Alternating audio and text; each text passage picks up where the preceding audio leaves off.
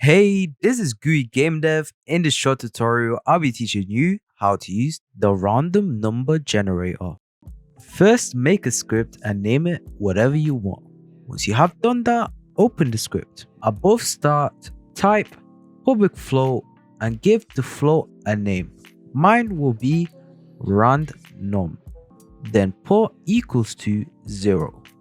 This will be a variable that the random generator will change. Go into the function you want to run the random number generator, type where you named your variable and equals to random.range,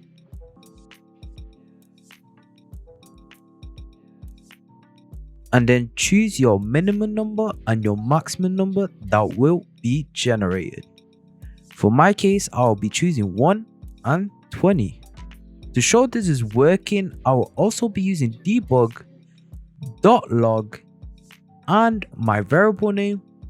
Once you have done that, make sure you saved it and head back into Unity.